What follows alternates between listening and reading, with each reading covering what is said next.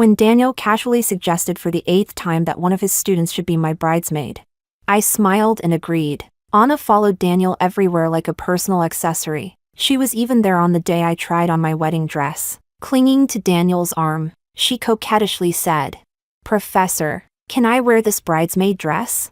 Daniel said he wanted to respect my opinion, but still agreed indulgently. I looked at the bridesmaid dress she had chosen, more extravagant than my own wedding gown, and smiled gently. Of course, Anna looks the most beautiful in this one. After all, the main character of this wedding was never going to be me. In 3 days, I would be leaving the country to study abroad. Chapter 1. Daniel had once been a poor student sponsored by my family. Before my family went bankrupt, we supported him all the way through his doctorate and even invested money to help him establish his own research group afterward. He lived up to it, from a small-town exam prodigy to a university professor. Everything went smoothly, successful and accomplished, admired by all. In the eyes of outsiders, Daniel was the most successful investment my father had ever made. After my family's bankruptcy, he kept his promise and married me, willing to give me a life free of material worries. But I knew clearly that all of this was nothing more than my parents' final request on their deathbeds.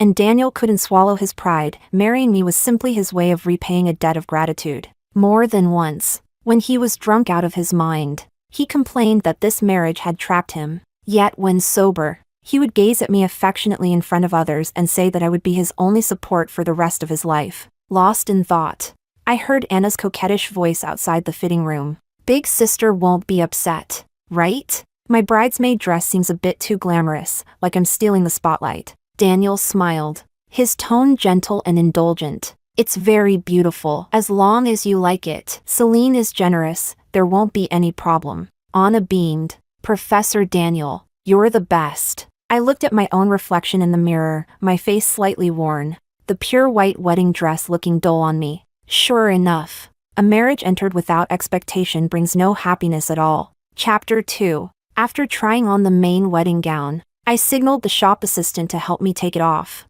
She looked surprised. "Miss Celine, aren't you going out to let your fiancé see it?" I smiled. "There's no need. Daniel wouldn't be looking forward to seeing me in a wedding dress anyway." I didn't want to feel disappointed once more through his eyes. When I stepped outside, Anna was joking around with Daniel, complaining that her dress was too tight and uncomfortable. Daniel teased her. "I think you've just been eating too much lately. All the project funding probably went into snacks." "Didn't it? Your senior even complained that the lab bench was full of potato chip crumbs. It must have been you." "You little glutton." Anna stomped her foot and pouted. "No way. I've actually lost weight recently. If you don't believe me, feel my waist." The two of them flirted shamelessly, as if no one else existed. Even the shop assistants stared in shock, then turned to me with sympathetic looks. Only when I came out did Daniel finally react. "Already done? That was fast." "Yes, that one from just now will do. I have something else to take care of. I'll head out first." Anna immediately said, "Celine, are you angry?" "I'm sorry, I really didn't mean to steal your spotlight today." "I apologize." Before I could respond, Daniel frowned and said unhappily, "What are you apologizing for? You didn't do anything wrong." Then he turned to me with a stern face and snapped, "Celine, I've noticed you've been acting more and more off lately. Your temper keeps getting worse. If you'd just soften up with me a little." Soften up? Daniel must have forgotten that over these years, I'd softened up far too many times in his house, so many that I once forgot that 5 years ago, we had both graduated as master's students from top-tier 985 universities. Later, when my family suffered misfortune, my parents, wanting me to have someone to rely on for the rest of my life, used their past kindness as leverage and made Daniel agree to marry me. For 5 years, in the name of his fiancée, I handled everything for him. Before my father passed away, he even entrusted the entire company to Daniel. My family had poured too much effort into him. The sunk cost was too great. It once made me feel unable to walk away. But later, as Daniel's reputation grew and his value skyrocketed, he became the most sought-after golden bachelor among university professors. When he casually mentioned that a lively, energetic new graduate student had joined his research group, and suggested that Anna be my bridesmaid, I finally woke up. Daniel didn't want to be criticized for forgetting past kindness.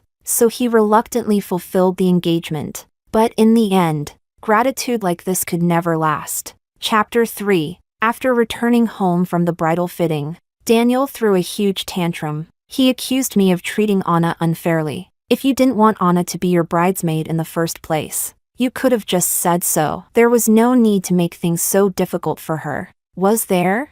I said nothing and quietly packed my things. Daniel continued complaining and blaming me, even when he slammed the door and stormed out. He didn't notice that half of the wardrobe was already empty. In this so-called marital home, there was shockingly little that belonged to me. Once everything was packed, it amounted to no more than 2 suitcases. I opened my phone and checked my email again. The professor from the research group in Germany had sent me the online preparatory course schedule. In 3 days, I would be leaving this place that had confined me for 5 years. Daniel didn't come home that night, but I saw photos of him and Anna in the lab on her moments. The caption read, "Late night thesis revisions. Professor, you're really something." 2 teary-eyed emojis followed, looking helpless, yet faintly smug. A student from the same research group commented below, "Isn't Professor Daniel about to get married? Why is he still so busy?" Anna replied, "So what if he's getting married?" I smiled, turned off my phone, and went to sleep. Chapter 4. The next morning, I went to visit my parents' graves. I knelt before the tombstones and bowed 3 times. "Your daughter is unfilial. I'm afraid I'm going to go against your final wishes." In the black and white photo, my mother's smile was gentle and kind. I remembered how she had held my hand on her deathbed, wanting to say something yet stopping herself again and again. In the end, leaving me alone in this world filled her with too many regrets. In the afternoon, I went to the mall to buy necessities for studying abroad. By the time I got home, it was already 9 o'clock. Daniel wasn't back. The house felt cold and empty. I called him. An impatient voice came from the other end. "Anna's birthday. I'm not coming back tonight." I opened my mouth, wanting to ask him whether he knew today was the anniversary of my parents' deaths. But when the words reached my lips, I felt there was no point. So I replied gently,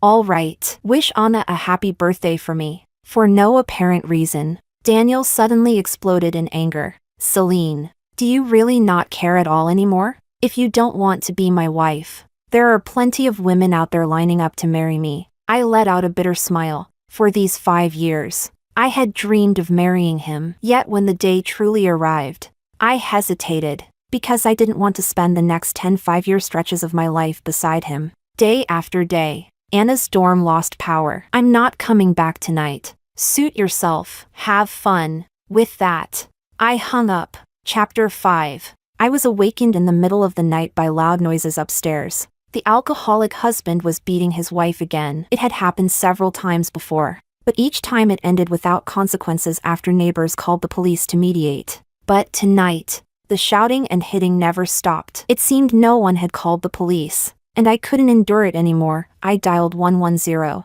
Then I grabbed a kitchen knife and rushed upstairs. When the door opened, a stench of alcohol hit me in the face. The man's expression was vicious as he barked, "You bitch. What do you think you're doing?" I calmly raised the knife in my hand. "Try hitting a woman again. See what happens." Perhaps the icy, unhinged look about me sobered him up halfway. "Crazy woman. Completely crazy. You think you can kill me or something?"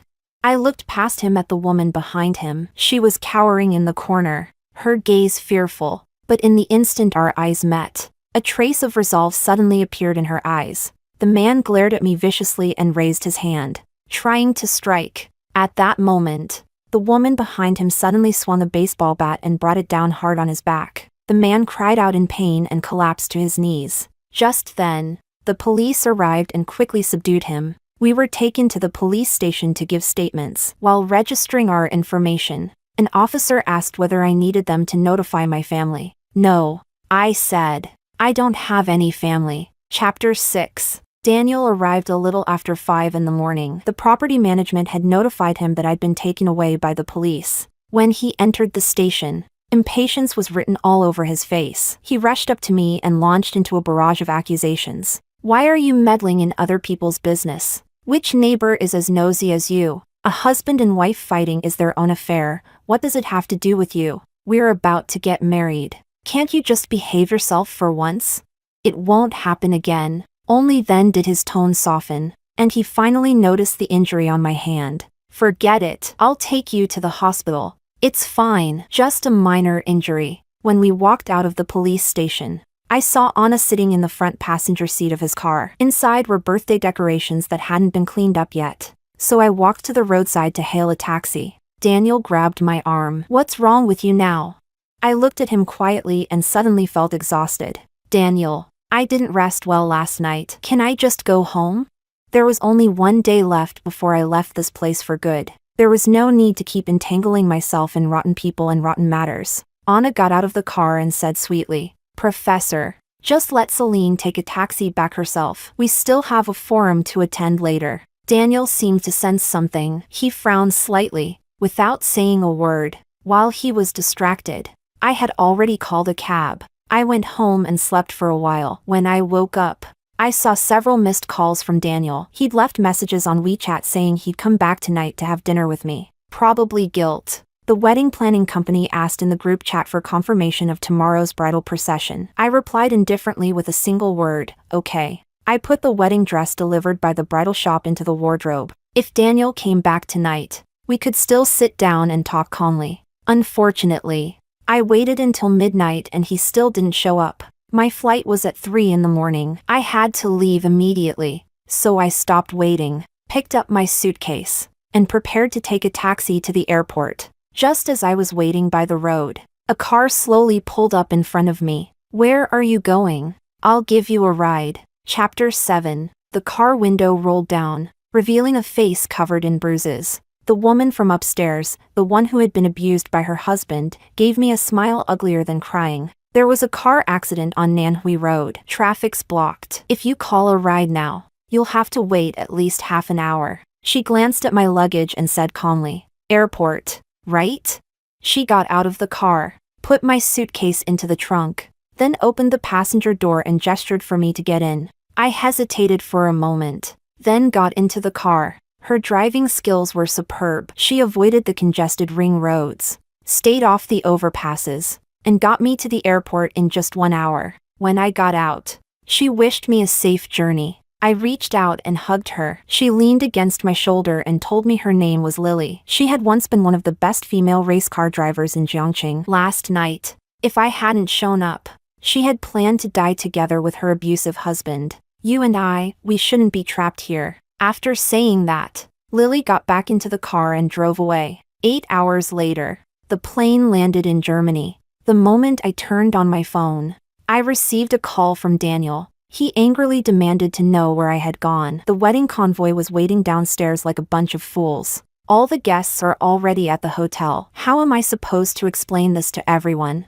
I heard Anna's voice on the other end of the phone. How could Celine be so irresponsible? Isn't she just making a joke out of everyone? Professor, don't worry, I'll think of something right away. Think of something? You're wearing a bridesmaid dress more extravagant than the bride's. Aren't you the ready-made bride? Daniel, let's break up. There was a 3-second silence on the other end, followed by Daniel's furious outburst. Celine, are you fucking with me? At that moment, I felt no pleasure of revenge, only a calm sense of release. Celine, say something. What do these 5 years mean to you? Huh?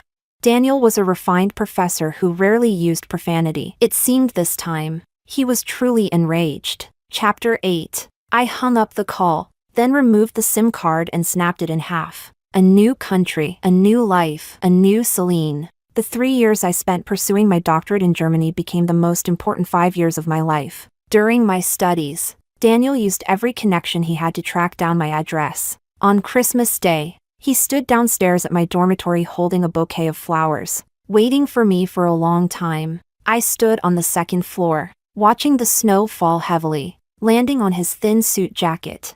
I remembered that winter years ago, he had stood outside my house the same way, wearing a drafty cotton coat, begging my father to fund his research group. Daniel was a thoroughgoing ambitionist. In his world, success outweighed everything. So when he realized I had slipped out of his control and could no longer be conquered, he began to reassess me. My roommate asked, "Aren't you going downstairs to take a look? That man has been standing there almost all day." I lowered my head to revise my paper and replied without looking up, When he can't keep up the act anymore, he'll leave on his own. Daniel stayed in Germany for 3 days, using all his connections to smooth things over for me with professors and classmates. Everyone knew I had a wealthy pursuer. I neither denied it nor confirmed it. If Daniel was willing to use his resources to help me, all the better. Whether it was guilt or something else didn't matter. What mattered was that I benefited from it. That was the key point. In my 2nd year in Germany, Lily sent me a gift and told me that Daniel and Anna had moved in together. The two of them appeared everywhere as a pair in their residential community, looking just like a loving married couple. To avoid gossip at school, Anna voluntarily withdrew. Giving up her graduate studies was probably the stupidest decision she would ever make in her life. I looked at the photos Lily sent. Anna was holding Daniel's arm, her face full of happiness and sweetness. She thought she had found true love, one worth trading her future for. Chapter 9. The most laughable thing was that just a month earlier, Daniel had specially flown to Germany to celebrate my birthday. He bought a cake and gifts. Sitting downstairs at my lab building, playing the role of a devoted male lead hopelessly in love. In the end, I threw the cake into the trash. The gift was an expensive laptop, still useful, so I kept it. My roommate said I was cold-hearted. So handsome and successful, and he's chasing after you, don't you feel anything at all? I scrolled through Anna's social media. Her latest post showed a lavish 4-dish meal with soup. The caption read, "Waiting for our professor to come home." Daniel appeared occasionally in her photos, though always with only an impatient side profile. By the 3rd year, Daniel came to Germany far less often. Lily told me Anna was pregnant, with more than 4 months left until the due date. Recently, she had been causing a lot of trouble because Daniel hadn't registered the marriage with her, nor given her a grand wedding. Lily lived upstairs and could often hear their arguments at night. Pregnancy had made Anna emotionally unstable. In the middle of the night, she would threaten suicide again and again, drawing the Women's Federation to come mediate several times. This seriously affected Daniel's professional title evaluation. One late night, I received a call from Daniel. He was drunk. "Celine, I miss you so much. I really miss you." He was probably regretting it. Anna was no longer lively and full of vitality like before. She had become sensitive, suspicious, irritable, and hysterical. Yet Daniel had never once thought about why things had turned out this way. I remembered that day at the hospital bed, when my mother held my hand and closed her eyes with relief. She thought she had found someone I could entrust my whole life to. But how could she have known that staking a woman's entire future on another man was, in itself, a gamble? The most important bet I should have made was on myself. Chapter 10. At the beginning of my 5th year of doctoral studies, I had basically completed my dissertation. My advisor hoped I would stay in Germany, but I declined. My roommate joked, "Going back to China for that professor, right?" I smiled and nodded. Of course I was returning for Daniel, after all. My parents' company was still in his hands. That biotech company, I still held 50% of the shares. It was the dowry my parents had left me. Over the years, Daniel had run the company very well. For that, I should thank him. On the day I returned home, Lily came to pick me up at the airport, just like 5 years ago, when she had sent me off and told me that neither of us should be trapped there. She had cut her hair short and was wearing a sleek racing suit. Hanging from the rearview mirror was a souvenir from her rally championship. In these 5 years, she had successfully divorced and fulfilled the dream she'd had when she was young. Last year, a kind-hearted person transferred me some money to sponsor the purchase of this car. My fingers gently brushed over her championship memento. "Is that so? That really is lucky." She turned to look at me, and we exchanged a smile. "I've already rented a place for you. You can move in right away." "Thank you." The apartment was great, spacious, bright, and very close to Jiang University. Standing on the balcony, Lily handed me a can of beer. "So, what's your plan next?" I thought about it and decided to accept Jiang University's offer. The identity of a university lecturer would be my best credential. I was going to take back my parents' company and kick Daniel out completely. She lifted her beer bottle and clinked it lightly against mine. "We'll both get what we want." Chapter 11. At exactly 35 years old, I officially joined Jiang University. On my first day, the person in charge from the academic affairs office led me into the office. The moment Daniel saw me, He panicked. He fumbled and knocked over the cup on his desk while hurriedly wiping it up. He accidentally tipped over his chair as well. At the welcome dinner that evening, Daniel was visibly distracted, glancing at me again and again. After the dinner ended, he cornered me in the underground parking garage, his eyes red as he questioned me. "Celine, you still have me in your heart, don't you? Otherwise, you wouldn't have come back just for me." He grabbed my arm, desperately seeking an answer. "Celine, I can't understand it. I really can't. Why did you leave right before our wedding back then? Do you know how much pain I've been in all this time?" Pain? He and Anna had even had a child. Did that still count as pain?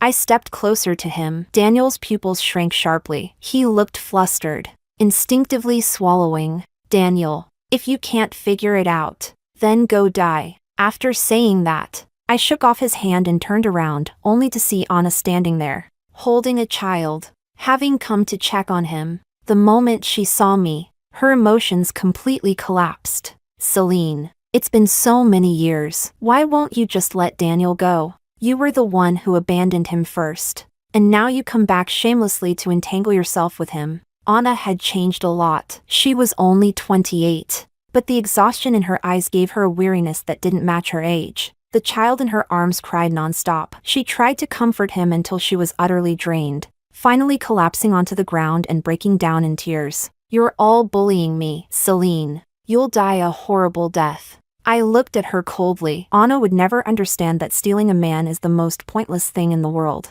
What women should really do is compete with men for power, status, and control. And that was the real reason I came back. Chapter 12. Daniel impatiently pulled her up from the ground. "You're dressed like a mess. Acting like a shrew now. What exactly do you want?" Anna glared at him. "So you lied about working overtime just to rekindle things with your old lover. Is that it?" "Daniel, don't forget, you were the one who said you liked children. I risked my life to give birth to little Bao. I almost died. I even gave up my studies for you. Everything I did was for you. You ungrateful bastard." Anna dragged out one past incident after another, listing them one by one, because those were her sunk costs. She had given up far too much for a man, but she forgot the most important thing. Sunk costs do not participate in major decision-making. Everything she had paid should never have become shackles that bound future decisions. As a man who had clawed his way up from the bottom, Daniel hated nothing more than being reminded of the past. He roared at Anna to shut up. "If you feel wronged, then get the hell out right now. Take the kid with you. I don't want him." The moment those words left his mouth, Anna froze, grinding her teeth. She said, "Daniel, are you even human?" But in the very next second, she turned her hostility toward me. "Celine, this is all your fault. You bitch. Before you came back, everything was fine. The moment you returned, everything went to hell. You just couldn't stand seeing me live well. So you deliberately came back to ruin my marriage." I walked up to her and spread my hands. "Is that really the case? Anna, before I came back, did you truly think you were happy?" The conflicts between her and Daniel had always existed. My return merely gave her an outlet for her emotions. I reached out and tidied the messy hair at her temples. "Actually, you shouldn't have chosen that bridesmaid dress back then. From the very beginning, you never understood your own position, so don't blame others for not cherishing you." That sentence completely snapped her already fragile nerves. Chapter 13. After that day, Anna began appearing on campus frequently. She would hold the baby and wait outside the classroom for Daniel to finish teaching, introducing herself to his students as their professor's wife. Under the students' strange looks, she proudly declared that she was Daniel's legitimate spouse. She found every excuse to check in at the lab, forcibly participated in our research meetings, checked Daniel's phone at fixed times every day, and monitored whether he was secretly chatting with me. This series of near-maniacal actions finally pushed Daniel over the edge. He could no longer maintain the image of a refined professor and curse loudly in front of the entire office. The child in Anna's arms was frightened into wailing. "Daniel, I don't ask for anything else. I just want a legal status." She knew she couldn't bind this man's heart, so she wanted to use marriage to bind him instead. The incident alarmed the dean, who stepped in to mediate and ordered Daniel to take 2 months off to handle his family matters before returning to work. I seized the opportunity to propose taking over his research group's work. After all, our doctoral research directions were similar, and our academic backgrounds were comparable. Things went unexpectedly smoothly. After entering the group, I began winning over the students at the fastest possible pace. Most of the group's funding came from the company my parents had left behind. The resources and output of the research group were equivalent to half of the company's innovation department. I poured real money into them, far more tempting than the empty promises Daniel had been making. With me, every student in the group could enjoy a high-paying guaranteed employment contract. After 5 years of employment, there would also be stock options and shares. Those 2 months when Anna was threatening suicide at home to force Daniel into marriage became my golden window for buying loyalty. High salaries plus binding contracts, almost the entire research group defected. Chapter 14. 2 months later, Daniel finally managed to placate her. When he returned to the university, he noticed that the looks people gave him were all tinged with distance. Only then did he belatedly sense that something was wrong. I rescheduled the group meeting to Friday and deliberately didn't invite him to dinner that day. When Daniel realized what was happening and stormed into the private room to demand an explanation, I deliberately sent a photo of him being present to Anna. A woman in crisis sees danger everywhere. In less than 10 minutes, she arrived at the scene with the baby in her arms. Inside the private room, I smiled at Daniel and spoke in deliberately ambiguous terms. Professor, after all, we were once acquainted. How come you've brought your family along to an occasion like this? Daniel's face shifted between green and white. He held it in for a long time before finally saying, Anna, take the baby home first. I'll deal with things here and come back afterward. Anna replied sarcastically. Am I interrupting your little reunion with an old flame? Already in a foul mood from losing control of the research group, Daniel said coldly, If you've got nothing better to do, go find a job. Don't pick fights every chance you get. Anna exploded the moment she heard that. So now you despise me for not working? Who was it that said they'd support me for life when I was giving birth?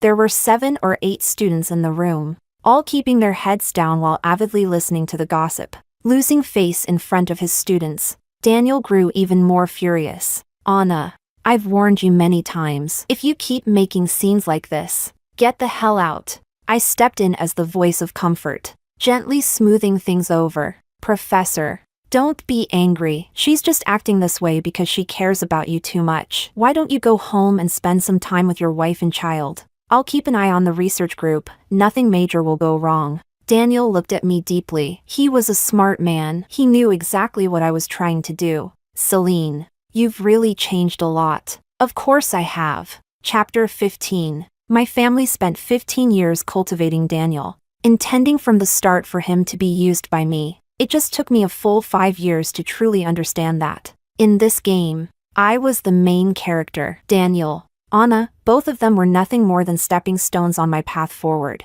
The atmosphere in the private room was unbearably tense. In a fit of rage, Daniel abandoned Anna and the child and left. Anna stood there holding the baby. At a complete loss, I settled the bill for the room, then took her alone to the room next door. Actually, it's not impossible for you to keep Daniel by your side for the rest of your life. Right now, he has power and money, so of course he doesn't take you or the child seriously. But if he's no longer a professor, if he becomes an ordinary man, then he'll be your child's father and your husband. Anna's eyes lit up slightly. She seemed to understand what I was implying, though she was still struggling internally. The petty fights you've been picking only make him angry. They don't touch his core interests. I crouched halfway down to meet her gaze. You know what to do, don't you? A week later, a report letter was delivered to the Jiangqing Education Bureau. The contents included, but were not limited to, Associate Professor Daniel of Biology having an out-of-wedlock child, withholding labor payments from group members, and embezzling activity funds under false pretenses. The report was detailed, thorough, and well supported. Even though the dean attempted to cover for him, Daniel was still dismissed. From then on, if he ever wanted to work at a university again, it would only be under an off-staff, contract-based position. Chapter 16. Daniel remained dejected at home for a long time. The happiest person was Anna. She once again devoted herself meticulously to taking care of her husband, regaining her sense of value and meaning. Her social media became lively again. Meanwhile, I had already fully taken over all of Daniel's research group resources. Every day I was overwhelmingly busy, with no time to care about anyone else. I traveled among high-level academic conferences to promote my company, and by the end of the year, I was successfully promoted to associate professor. Career success brought an unparalleled sense of fulfillment, until Lily reminded me that Daniel had sold the large downtown apartment and no one knew what he was planning. By now, he should have finally realized that the person who truly destroyed his career was me. Hating me was inevitable. On the last day before summer break, Daniel swiped the lab access card and came in. I was guiding students with experiments at the time. He had lost a lot of weight and calmly said he wanted to talk. I checked the time and dismissed everyone early, telling them to return to their dorms. Daniel looked at me, his eyes filled with bloodshot veins. "Celine, are you happy getting revenge on me?" I turned off the buzzing centrifuge and took out the blood samples inside. The layers had separated perfectly. "Revenge doesn't give me much pleasure. Success does." He clenched his teeth. "Everything you have now is mine. You stole what belonged to me." "Daniel, who stole from whom? You know that perfectly well. My family raised him as a successor. My father's expectations for him were even higher than for me. We handed the company to him, funded his research group, and supported him financially and materially through 15 years of education. We never mistreated him. Why is it that men so naturally take all of this for granted?" Even during the 5 years I stayed by his side, swallowing my pride, he never once mentioned the kindness my family showed him. Chapter 17. Daniel finally couldn't keep up the act. "Celine, you can forget about kicking me out of the boardroom. I built this company with my own hands. When your family went bankrupt, it was your father who begged me to take over this mess." I smiled gently. "Yes, of course I remember. That's why I always make a point of thanking you by name at every shareholders meeting." "Oh, sorry. I forgot. You weren't invited to the last few shareholders meetings. No wonder you didn't know." "Daniel, I heard you sold your apartment. Can't make ends meet anymore? What a pity. After all these years of struggle, that place was the only thing still worth some money. Consider it the last bit of goodwill my family left you." His gaze darkened as he stared at me. "What do you mean by that? When you took over the group, didn't you read the contract my father gave you? The shares and options in your hands only entitled you to dividends. Once you leave the company, you take nothing, not a single cent." Over the years, after paying off the mortgage on that apartment with his dividends and professor's salary, he probably had very little left. "Now, you've been completely kicked out." I said it with a smile. He was utterly enraged. His hand came down in a sharp slap. A crisp sound echoed. I didn't dodge. I let the corner of my mouth split and bleed. "Daniel, you should have known from the start, if you're living off someone else, you'd better behave like it. You should have been grateful to my family, instead of flirting with Anna and carrying on an affair right under my nose. What a pity, nearly 40 years old, and you ended up with nothing." He completely lost control, grabbing my neck with both hands and cursing me as a venomous woman. Struggling, I smashed the glass test tube on the table and stabbed the shards viciously into the back of his hand, then slammed the fire alarm. Only then did Daniel come to his senses and flee in panic. Glass cut into my palm, blood streaming down my arm. I calmly watched the blood snake its way downward, then lifted my head and spoke to the police who rushed in. The assailants stole my Van Cleef Arpels bracelet.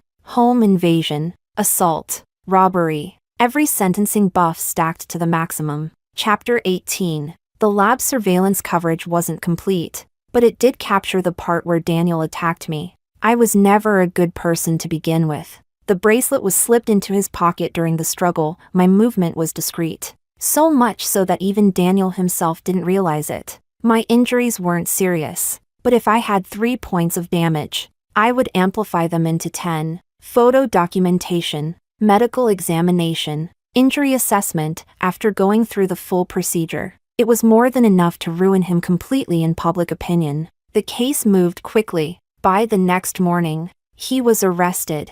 Daniel flatly denied the robbery, but when the bracelet was found in his pocket, disbelief filled his eyes. I hired the best lawyer in Jiangxing to handle the case for me. I had no other request. I just wanted him to rot in prison. During his detention, Anna came to my company holding the child, begging me again and again to withdraw the charges against Daniel. In just a few short years, She had gone from a youthful, radiant college girl to a hateful, resentful woman. Dropping the charges is impossible, I said coldly. You'd better pray that before your child comes of age, he'll at least get to see his father released from prison. Anna went berserk and rushed at me, trying to hit me, but security stopped her. Celine, are you really this cruel? You were lovers once, do you really have to destroy him completely? I let out a cold laugh. If you love him that much, why don't you take the child and go keep him company in prison? There are very few people in this world who repay kindness with gratitude. There are far more scum who forget favors the moment appears. Before the trial, I went to the detention center to see Daniel once. His mental state was unstable. He clutched the iron bars and hysterically demanded to know why I was destroying him. I raised my hand and showed him the wound. This, I learned from you. In the lab. For one brief moment, he truly wanted to kill me. He hated me. He wanted me dead. Why should I show mercy? Besides, all I did was give him more than 10 years behind bars. I didn't take his life. He should be grateful. Daniel, do you remember what you promised my father that year when you were begging for funding? He suddenly burst into mad laughter. Your family raised me like a dog. Your father trained me like one. Wasn't it all just so I'd grovel at your feet? Celine, you're not a good person either. I smiled and replied softly. Of course not. If I were a good person, I'd have died long ago. Years of my family's kindness were reduced in his mouth to dog training. At that point, there was nothing left to say. Chapter 19. After leaving the detention center, I saw Lily's car parked outside. She waved at me. Perfect timing. Come watch my exhibition race. This year, Lily became the only female judge on the Jiangqing Racing Committee. She had already achieved a Grand Slam of honors and become, in every sense, the best racer. At the exhibition race venue, dust swirled in the air. I watched her car tear across the wide track, and her final drift landed perfectly steady. The stands erupted with fans cheering and shouting. The entire judges section stood up and applauded. I saw huge letters painted on the side of her car, CL. My initials. I never told her that the anonymous donation she received back then came from part of my doctoral scholarship.